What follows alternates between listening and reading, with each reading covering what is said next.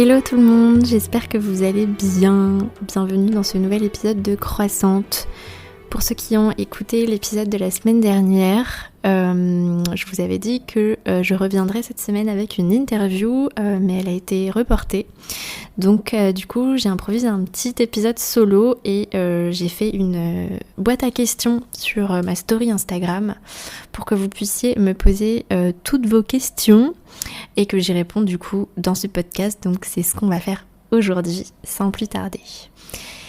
Avant de commencer l'épisode, je voulais vous parler de mon partenaire affilié qui est Urom, une marque d'extracteur de jus, une marque coréenne donc qui est implantée en Europe et dont je suis ambassadrice. Voilà, si vous me suivez sur Instagram, vous le savez, vous l'avez déjà vu en long, en large, en travers.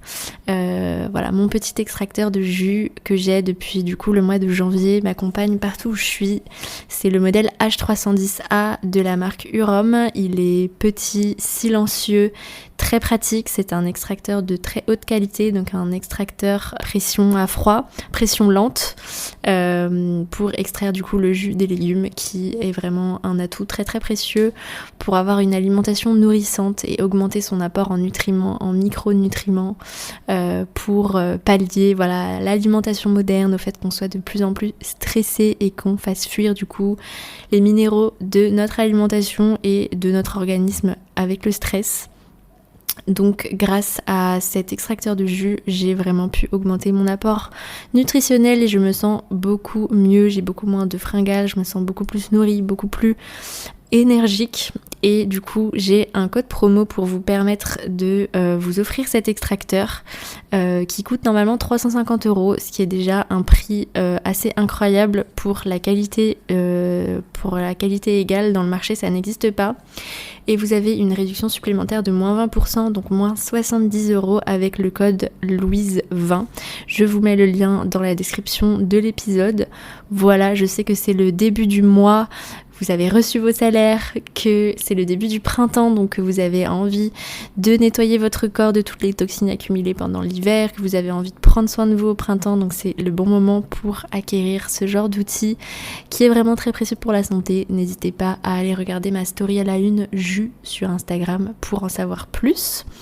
Voilà pour le petit passage de pub dans le podcast.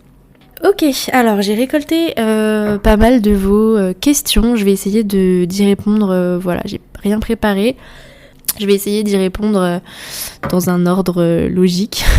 Alors la première question de Chloé, comment tu vas en ce moment ma belle ? Eh bien merci beaucoup de me poser la question, donc c'est la question parfaite pour introduire le podcast.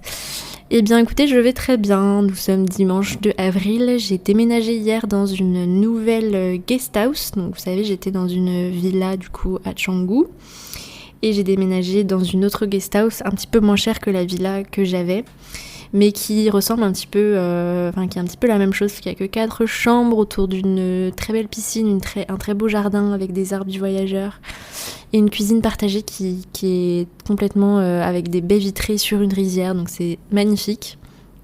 Et je suis grave contente parce que quand je suis arrivée hier, j'ai tout de suite sympathisé avec les gens qui habitent là, qui habitent entre guillemets, mais qui restent quand même plusieurs semaines, plusieurs mois. Je me suis tout de suite fait copine avec les filles, donc c'est trop cool. Et c'est pas comme la villa où j'étais, où genre même si c'était des gens qui restaient là, qui habitaient là tout le temps, en fait il n'y avait pas vraiment d'échange, on se croisait vite fait dans la cuisine, mais chacun vivait sa vie. Alors que là les filles sont tout le temps en train de chiller autour de la piscine, et voilà, donc tu te lèves le matin, tu peux prendre ton petit déjeuner avec des gens et parler, et on a toutes le même âge, et du coup c'est très sympa, donc voilà. Et puis hier soir je suis sortie avec des potes, et avant d'enregistrer ce podcast j'ai été faire un rencard avec un garçon que je vais m'empresser d'aller rejoindre après l'enregistrement de ce podcast. Donc voilà, super, tout va bien. Et voilà, cette semaine je vais me focus sur mon boulot, l'accompagnement de mes clientes. Je vais aussi me focaliser sur l'écriture de mon e-book. Voilà, je vous en ai déjà parlé, je vais rédiger un e-book sur la naturopathie, l'alimentation végétale non restrictive. Je vais vous partager un petit peu toutes les choses que je conseille, tous les conseils généraux que je mets en commun aux clients que j'accompagne. Je vais du coup faire ça sous forme de e-book pour que le plus grand nombre de personnes puissent avoir accès à mes conseils généraux de manière accessible, quoi, puisque ce sera du coup un petit prix et un premier pas vers ce que je peux proposer avant de pouvoir investir dans mes accompagnements. Donc voilà, tout va très très bien. Je suis à Bali encore du coup pour 1 mois, ensuite je vais aux Philippines, ensuite je reviens 2 semaines à Bali, et ensuite je retourne en France début juin, en Bretagne. D'ailleurs du coup c'est la deuxième question à laquelle je voulais répondre. Quelqu'un m'a posé la question, tu as toujours pour projet de revenir en Bretagne ? Oui, tout à fait. Donc on est actuellement en cours de finalisation de l'achat de l'appartement dont je vous avais parlé dans le podcast. Donc voilà, ça a été retardé puisque j'ai eu un problème. À la base, je n'étais pas censée prendre de prêt. Finalement, j'ai réussi à en avoir un. Et il se trouve que quand j'ai relancé la banque en mode « Quand est-ce que vous me virez l'argent de mon prêt ?» Eh bien, la banquière était partie en burn-out avant de valider mon prêt. Ce qui fait que on doit attendre qu'elle revienne de son congé de burn-out et que du coup on a dû reporter la signature avec le notaire pour l'appartement. Mais ça va être fait là dans les prochaines semaines, donc je vais pouvoir aussi lancer les acomptes pour planifier les travaux. Et du coup je reviens en Bretagne en juin. Et je compte un petit peu passer l'été en Bretagne, piloter un petit peu les travaux. Et en espérant que mon appartement soit habitable d'ici l'automne pour que je puisse un petit peu en profiter et pouvoir du coup le louer pour repartir à Bali. Et donc voilà, donc je serai en France tout l'été automne normalement, même si je pense que pendant mon séjour en France je ferai une petite escale en Espagne et probablement aussi peut-être au Maroc, à voir. Donc voilà. Et ça me fait aussi une bonne transition pour répondre à la 3e question qui est comment t'organises-tu avec le décalage horaire pour les consultations. Donc actuellement on a 6 heures d'écart depuis le changement d'heure. Avant on avait 7 heures, maintenant c'est 6 heures. Donc je propose des créneaux de consultation qui vont de 6 heures du matin à 14 heures heure française pour que ce soit l'après-midi pour moi. Et ça se passe plutôt bien. Je consulte aussi le samedi pour les personnes du coup qui ont des horaires de bureau. Et du coup, sachez que du coup, quand je serai en France, je pourrai proposer des consultations sur après-midi et fin de journée. Et puis, si vous êtes actuellement dans le cas où vous avez aucun créneau qui vous va dans mon planning de consultation actuellement, n'hésitez pas à m'écrire sur Instagram pour que je vous ouvre potentiellement un créneau sur mesure. Pareil, si vous êtes à l'étranger, sur le continent américain, du coup, il n'y a pas forcément de créneau qui vous va, mais je peux en ouvrir. Donc, n'hésitez pas à me le dire. Et du coup, je modifierai mes créneaux quand je reviendrai en France pour que les personnes qui peuvent consulter que en fin de journée puissent réserver. Donc voilà, mais ça se passe plutôt bien. Il n'y a pas de souci pour ça. Je vais répondre encore à 1 ou 2 questions sur le thème un petit peu de l'entrepreneuriat, de l'organisation, etc. Et puis ensuite, on pourra passer à des questions sur la nutrition, la santé que vous m'avez posées. Donc il y a quelqu'un qui m'a posé la question, est-ce que c'est difficile de se lancer dans l'auto-entrepreneuriat ? Je l'appréhende pas mal. Je pense que je mentirais si je disais que c'était facile. Je pense que c'est peut-être pas pour tout le monde. Je pense qu'il faut un certain courage, un certain lâcher-prise, de l'intelligence aussi tout simplement. J'ai l'impression que dans mon cas, ça se passe de manière assez fluide. Voilà, ça fait du coup quelques mois que je vis vraiment. Je me sors maintenant un salaire plus important que ce que j'avais quand j'étais dans le milieu de l'entreprise. Enfin, quand j'étais salariée, pardon. Donc voilà, j'en vis. Espérons que ça continue comme ça. Mais je pense que pour se lancer dans l'auto-entrepreneuriat, il faut s'intéresser au business. faire un petit peu des formations business, des formations réseaux sociaux, écouter des podcasts là-dessus pour comprendre un petit peu les dynamiques et surtout être dans le mindset en fait de tout ça. Je pense qu'effectivement pour réussir dans l'entrepreneuriat, il faut guérir un petit peu tous ces traumas qui font qu'on n'a pas confiance en soi, qui fait qu'on pense qu'on n'est pas assez. Faut peut-être aussi s'intéresser à des choses comme la guérison du rapport à l'argent. Ça peut être très intéressant pour arrêter de se freiner et d'avoir des croyances limitantes par rapport à ça. Voilà, ensuite, moi voilà, je suis pas business coach, donc je sais pas trop quoi vous dire à part vous raconter mon expérience qui est que je pense que je réussis entre guillemets aujourd'hui parce que j'ai vraiment partagé mes ressentis, mon expérience, que j'ai créé du lien avec ma petite communauté. Voilà, je devrais pas dire ma petite parce que voilà, il y a 4000 personnes maintenant qui me suivent, donc c'est énorme. D'ailleurs, merci d'être là parce que sans vous, je n'aurais pas d'activité, donc voilà. Créer du lien et faire les choses avec le cœur, se former, être sérieux dans son travail de formation et se former dans des choses qui nous passionnent et qui nous parlent parce que c'est comme ça qu'on va le plus réussir aussi, je pense.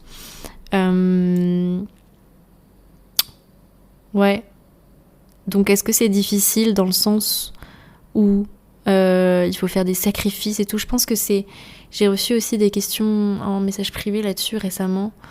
Je pense que cette idée qu'il faut travailler dur pour réussir, vraiment très très dur, il faut faire des sacrifices, c'est un peu des croyances limitantes. Donc bien sûr, mais je pense que la plupart des gens qui m'écoutent et qui me posent ce genre de questions font aussi partie de cette catégorie de personnes privilégiées.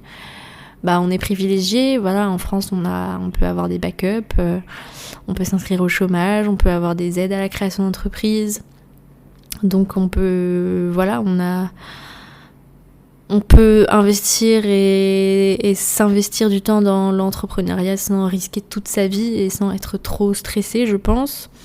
Mais je pense qu'il faut se lancer au bout d'un moment et prioriser ça et avoir vraiment un équilibre entre les formations de compétences vraiment sur votre métier et aussi de compétences business. Je pense que c'est important parce que voilà, par exemple en naturopathie, on n'est pas que naturopathe. On doit être entrepreneur, on doit savoir faire du marketing, on doit savoir vendre des offres, sinon ça risque de ne pas marcher quoi.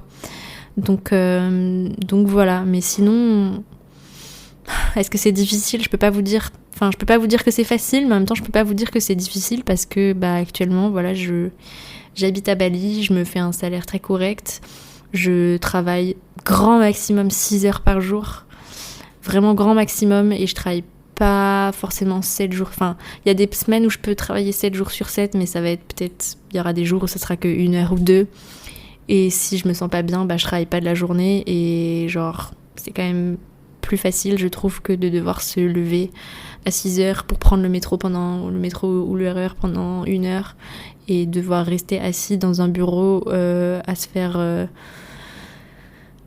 maltraiter potentiellement par des patrons qui n'en ont rien à foutre de nos aspirations. La vie peut être plus facile. Vous pouvez vous créer une vie facile grâce à l'auto-entrepreneuriat, je pense, même si forcément il faut travailler, vous allez avoir des phases de doute. Voilà. Donc ça peut être difficile dans le sens où il faut quand même se relever les manches, il faut se bouger le cul. Mais vous pouvez vous créer une vie douce aussi après derrière. Donc voilà, ce sera ma réponse à cette question. Autre question business. Pourrais-tu vivre de ton activité en France ? Oui, bien sûr, je peux travailler de n'importe où dans le monde. Donc potentiellement même en France, je pourrais même en vivre encore plus parce que du coup je pourrais peut-être prendre plus de gens en consultation étant donné que j'aurai plus de temps, qu'on sera dans la même time zone. Mais après mon but c'est pas forcément de multiplier.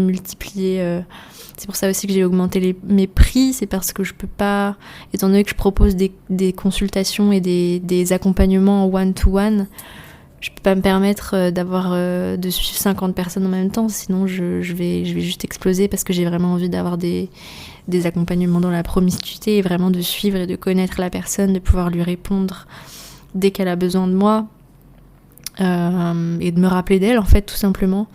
Donc voilà, mais oui, bien sûr, je pourrais vivre de mon activité en France. Quel conseil est-ce que tu donnerais pour des étudiants en naturo ? Ça rejoint un petit peu ce que je disais sur la question d'avant, sur le fait que je vous conseille pendant votre formation de naturopathie, écouter des podcasts, suivre des comptes business, aller aux masterclass gratuites que les coachs Insta, les coachs business proposent pour développer en fait cette intelligence sur les réseaux, cette intelligence dans la vente qui va grandement vous servir. Je vous conseille aussi de trouver votre spécialité. Je vous conseille aussi de trouver votre spécialité en fonction de votre expérience, parce que c'est en parlant de votre expérience que vous allez toucher les gens et que vous allez aussi être passionné par la spécialité que vous allez choisir. Et que du coup vous allez pouvoir avoir des clients, vous nicher et trouver votre clientèle idéale. Voilà, c'est un peu ça les conseils que je vous donnerai. Il y a quelqu'un qui m'a posé la question si j'avais des conseils de formation en ligne. Alors c'est pas précisé quel genre de formation. Donc si c'est des formations sur la naturopathie, moi j'ai juste fait celle de Coreva, du coup, qui est une formation de naturopathie qui peut se faire 100% en distanciel. Sinon, je sais pas trop quoi répondre. J'ai une question qui est moitié business, moitié santé, donc ça va être une bonne transition. Donc il y a quelqu'un qui me demande: coucou, trop contente d'avoir découvert ton compte, merci. Je me demandais si ton job pouvait parfois te stresser par rapport à ton passé avec les TCA, entre parenthèses culpabilité ou autre. Donc je sais pas si la question c'est le fait que je sois dans la naturopathie me remet un petit peu dans des TCA, ou si c'est le fait d'accompagner des personnes qui ont des TCA qui me trigger sur mes traumas TCA du passé. Je sais pas quelle est la question, donc je vais répondre aux deux. Si la question c'est est-ce que le fait de travailler dans la naturopathie me stresse par rapport à mon passé de TCA, eh bien non. On dit souvent que la naturopathie, l'alimentation végétale, c'est restrictif et que dans le cadre de TCA, ça peut être dangereux. C'est vrai, mais mon approche et mon expérience à la fois de la naturopathie et de l'alimentation végétale est non restrictive. Et c'est ça que j'ai envie de vous partager aussi dans le e-book que je vais écrire. Justement, la naturopathie et l'alimentation végétale m'ont reconnecté à une façon de m'alimenter qui me convenait, dont j'étais fière. Ça m'a reconnecté à mes sensations corporelles, ça m'a soigné mes problèmes digestifs, et je pense que je vais faire un post là-dessus d'ailleurs, le lien entre les problèmes digestifs et les TCA, parce que quand on ne peut plus rien digérer, on commence à ne plus rien manger et du coup être dans la restriction et dans les compulsions, etc. Donc je pense qu'au contraire, la naturopathie peut aider grandement à la guérison des TCA. Donc voilà, c'est aussi pour ça que j'ai créé l'accompagnement, le suivi Cookie, qui est mon nouvel accompagnement du coup de naturopathie dans le cadre de la guérison des TCA. Donc c'est un accompagnement vraiment spécifique avec des protocoles spécifiques pour se débarrasser des TCA, que ce soit l'anorexie, la boulimie, l'hyperphagie, etc. Où j'utilise les outils naturopathiques pour ramener la personne à l'équilibre. Les plantes, les cures, les compléments alimentaires, la micronutrition pour renourrir la personne, ainsi que des outils de pleine conscience pour apprendre à la personne à se connecter à une alimentation intuitive, pour que avec tout ça, la gestion aussi des émotions, la relaxation, la gestion du stress, l'apprentissage de la nutrition, et l'apprentissage de reconnaître en fait les sensations dans notre corps qui nous indiquent qu'on a besoin de tel ou tel aliment. Voilà, c'est ça que je propose dans mon accompagnement naturopathie et TCA. Et si du coup la question c'était est-ce que le fait d'accompagner des personnes qui ont des TCA me remet un petit peu dans le stress des TCA. Non, pas du tout. Bon, j'ai pas eu une expérience des TCA super traumatisante. Donc non, au contraire, le fait de m'occuper de personnes qui sont potentiellement passées par ce que j'ai vécu, ça me fait beaucoup de bien. Je me sens utile et j'ai l'impression de ne pas avoir vécu ça pour rien, justement. Donc j'ai l'impression d'avoir vécu ça aussi pour aider les gens derrière et que du coup c'était pas inutile et que j'ai pas souffert en vain, entre guillemets. Donc non, c'est plutôt une bonne chose. Voilà. Alors, j'ai eu quelques questions sur la nutrition végétale, donc je vais les grouper maintenant. Alors, il y a une personne qui me dit « Vegan, comment se supplémenter en complément alimentaire ?» entre parenthèses, 0 carence. Alors, tout ça, ce sera vraiment expliqué en long, en large, en travers dans le e-book que j'espère sortir ce mois-ci. Mais voilà, déjà pour vous donner quelques indications, il y a des compléments alimentaires indispensables à prendre, comme la vitamine B12, la vitamine D3, que même dans le cadre où vous êtes omnivore, vous devez vous complémenter en vitamine D3 parce que la vitamine D est très présente par exemple dans les abats, mais c'est voilà, personne ne mange du foie tous les jours aujourd'hui de nos jours. Vous en avez aussi dans les produits laitiers, mais il faudrait en consommer énormément pour avoir tous ces apports et niveau digestif, ça passe pas. Sauf si vous consommez du lait cru non pasteurisé de vaches qui sont élevées en plein air et qui broutent de l'air, mais bon, c'est pareil, ça ne correspond pas à la réalité. Donc que vous soyez omnivore ou vegan, la vitamine D3 est indispensable. C'est une vitamine qui est très importante pour le système immunitaire et pour la santé du microbiote intestinal, en plus de être la clé aussi de la santé ostéo-articulaire. Donc vitamine B12, vitamine D3, vous avez la vitamine K2 aussi qui est absente de l'alimentation végétale hormis dans les produits lacto-fermentés. Donc si vous ne consommez pas de produits lacto-fermentés, que vous soyez végétarien ou vegan, vous avez besoin de vitamine K2.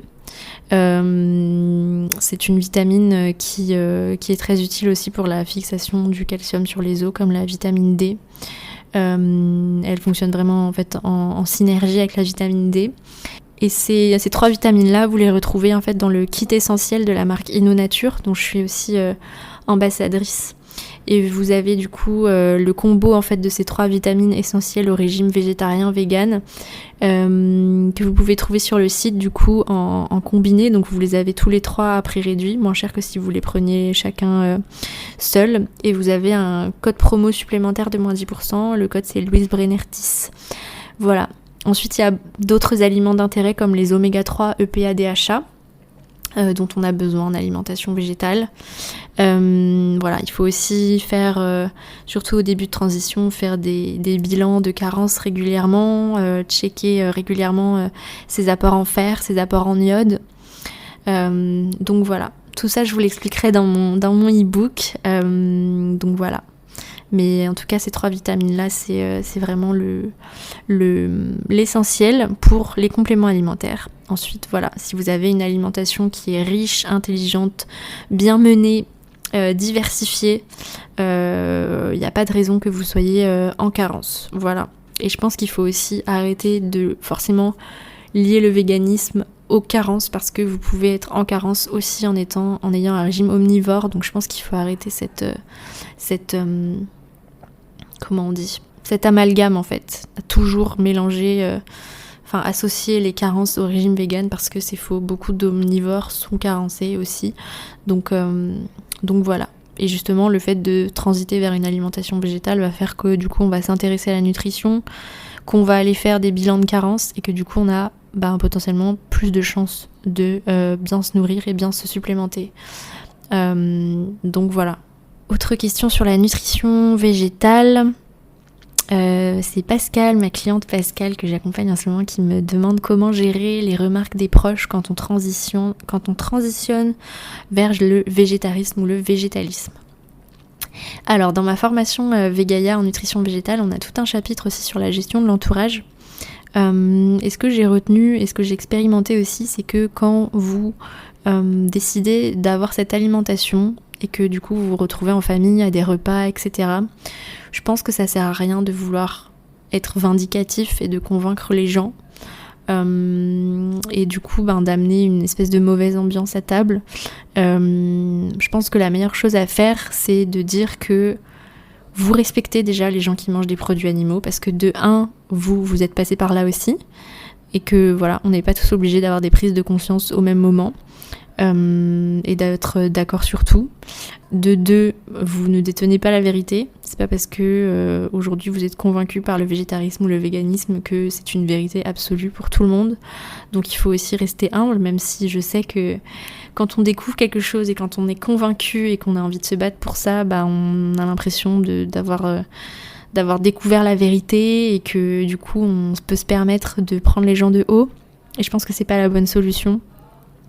Je pense que ce qui est important de faire, c'est d'expliquer qu'effectivement vous avez envie de vous tourner vers cette alimentation parce que c'est la principale recommandation du GIEC, par exemple, pour lutter contre le réchauffement climatique, et que vous avez envie de vous battre contre ça pour votre avenir, que voilà, vous avez une conscience envers les animaux, mais que voilà, vous jugez pas les gens qui mangent des animaux, que c'est pas un souci pour vous de voir votre famille continuer à manger des animaux, que vous pouvez tout à fait être à table avec eux, que vous pouvez tout à fait faire l'effort vous-même de cuisiner ou d'apprendre aux autres à cuisiner végétal, leur expliquer que c'est pas compliqué, que de toute façon le pain, les pâtes, les patates, les légumes, les fruits, tout ça c'est vegan, donc on peut manger sans se prendre la tête vegan.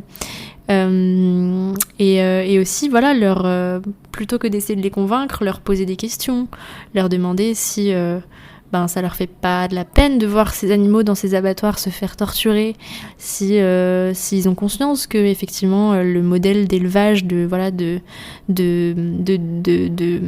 couper toute la forêt amazonienne pour faire pousser du soja OGM pour nourrir des vaches, ce serait pas plus simple finalement de ne pas manger de vache en fait, et de manger du soja non OGM nous-mêmes. Voilà, de faire émerger des questionnements en fait. Et je pense que la façon la plus inspirante en fait en tout cas la meilleure façon d'inspirer les gens, c'est vous-même d'être heureux, d'être à l'aise avec ça, de montrer aux gens que vous pouvez être heureux, que vous pouvez être en bonne santé comme ça, et sans les juger en fait, de juste prendre les choses avec le sourire. Voilà, si vous font des remarques, vous prenez les choses avec le sourire, vous prenez pas les choses personnellement, c'est juste ces personnes-là, elles sont juste peut-être ignorantes ou voilà, mais ça doit pas vous toucher, et continuer d'être respectueux en fait, et d'être amical, voilà. Ça sert à rien de se battre, parce que je pense que voilà, le fait d'être un vegan extrémiste et vindicatif, ça va pas servir notre cause, même s'il y a des raisons d'être en colère concernant le climat, etc. Mais votre famille proche, ça sert à rien de vous fâcher avec eux. Donc comment gérer les remarques des proches ? Avec le sourire, en leur expliquant tout simplement pourquoi vous faites ça, en quoi vous les respectez et en quoi vous n'allez pas les déranger dans leur mode de vie. Et aussi, je pense que c'est important de rester flexible et de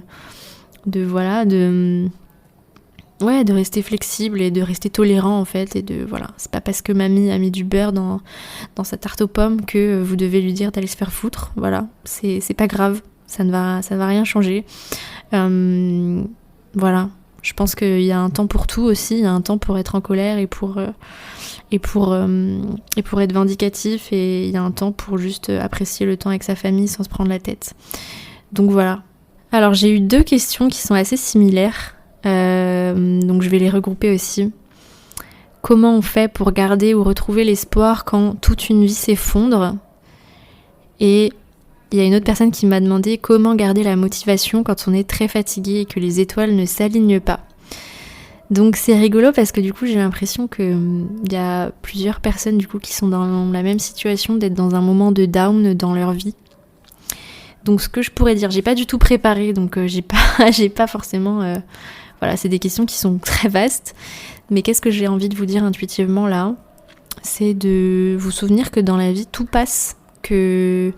On a des moments de down, on a des moments de up, et que tout passe, toutes les émotions passent. Vous pouvez vivre des deuils, des chagrins d'amour, des déceptions, mais que finalement, cette animosité, cette tristesse, elle va passer. et que dans tous les cas, tout ce qui vous arrive, faut le voir comme des expériences que vous étiez prêts à vivre, qui vont vous faire grandir. Et il faut du coup avoir le courage d'apprendre de ces expériences-là. Après, si vous êtes fatigué, que vous manquez de motivation, que vous êtes en mauvaise santé, le meilleur conseil que je peux vous donner, c'est de faire un suivi naturopathique avec moi ou avec quelqu'un d'autre, voilà, comme vous voulez. Mais je pense que s'occuper de soi, s'occuper de la gestion de ses émotions, essayer de travailler un petit peu sur son développement personnel, de voir aussi pourquoi on est fatigué. Est-ce que notre vie ne nous convient pas, ou est-ce que on peut aussi avoir des problèmes de santé latents, comme des carences, le fait de se nourrir mal, de mal gérer son stress, d'avoir une hygiène de vie mauvaise. Le fait d'aller améliorer tout ça, ça peut aussi vous redonner un élan dans votre vie, hein, de changer votre énergie et de voir les choses autrement aussi. Et puis pour ces sentiments, de sentiments d'échec, d'avoir envie de retrouver l'espoir, il y a des fleurs de bac qui sont indiquées pour ça. Comme par exemple, moi c'est celle que je prends, c'est la fleur de bac gentiane, oui, qui est un peu spécifiquement pour retrouver la motivation, pour retrouver de la persévérance, retrouver de l'espoir, arrêter de tout remettre au lendemain aussi. C'est pas la seule fleur de bac qui travaille sur ça, mais si ça vous intéresse, c'est aussi l'occasion de faire un suivi naturopathique. Moi, les fleurs de bac, c'est l'accompagnement émotionnel que je propose. Je propose systématiquement des fleurs de bac à mes clientes. Je propose de faire une synergie en discutant avec elles, en étudiant un petit peu leurs émotions. Je leur propose une synergie adéquate de plusieurs fleurs pour aller travailler tout ça, et c'est assez efficace. Donc voilà. J'ai juste oublié une question qui est spécifique. La personne me demande syndrome de l'intestin irritable et intolérance FODMAPs. Aurais-tu des conseils car douleur plus. PS, j'adore ton compte. Merci beaucoup. Alors, je suis pas spécialisée en FODMAPs. Je connais un petit peu.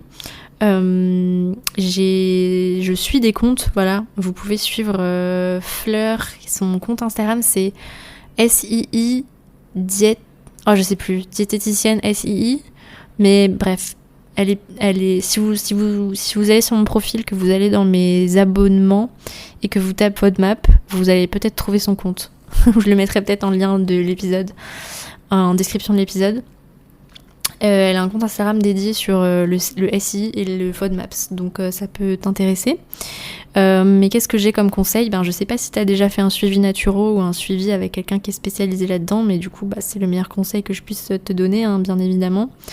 Je pense que ce problème-là n'est pas incurable, qu'on peut retrouver un confort de vie, qu'on peut retrouver la capacité de remanger des choses qu'on ne pouvait pas manger, grâce à l'amélioration de l'hygiène de vie, des cures adaptées qui vont aller réparer la muqueuse intestinale, réparer le foie, réparer l'organisme pour pouvoir améliorer tout ça. Donc moi, ce que je conseille en général quand il y a des gros troubles digestifs, déjà j'en ai déjà parlé ici, c'est le bourgeon de figuier en gémothérapie qui va vraiment régénérer la muqueuse intestinale, qui marche bien. Moi j'ai une copine qui a un SIBO et sa vie a changé depuis qu'elle a pris le bourgeon de figuier. Le SIBO qui est une version encore pire, je dirais, du syndrome de l'intestin irritable. Donc je pense que les intolérances, elles viennent aussi petit à petit parce que du coup on a vraiment tiré sur la corde sur nos intestins, et on a quand même un pouvoir de revenir un petit peu en arrière, même si je pense que toute notre vie du coup on aura ce terrain-là et cette sensibilité-là. Il y a aussi par exemple des cures de L-glutamine. Vous pouvez grâce à ça un petit peu réparer les trous dans votre intestin. Mais je pense que ça sert à rien que je liste des compléments alimentaires, parce que je pense que, et c'est ce qu'on propose en naturopathie, c'est vraiment de faire une réforme d'hygiène de vie globale, que ce soit au niveau de l'assiette, au niveau de comment on mange, au niveau des émotions, de la gestion du stress, et au niveau physique, métabolique, psychique. Je pense que c'est en étant accompagné de manière holistique et surtout d'avoir un accompagnement individualisé, que vous allez pouvoir vraiment taper dans le mille et avoir des conseils vraiment personnalisés. Donc Voilà, encore une fois, les seuls vrais conseils que je peux vous donner, c'est d'investir dans un suivi naturopathique. Voilà. Et si c'est avec moi que vous avez envie de le faire, voilà, n'hésitez pas à aller regarder mes offres dans le lien qui est en description d'épisode ou dans mon lien en bio Instagram. Vous avez tout le déroulé de mes 3 offres du coup. Et vous pouvez réserver un appel découverte pour discuter avec moi de vos problèmes et qu'on voit ensemble s'il y a une formule d'accompagnement qui vous conviendrait. Et puis voilà, j'ai augmenté mes tarifs, mais vous pouvez payer en 3 mensualités, sans frais pour vous. Donc ça reste quand même accessible. Voilà.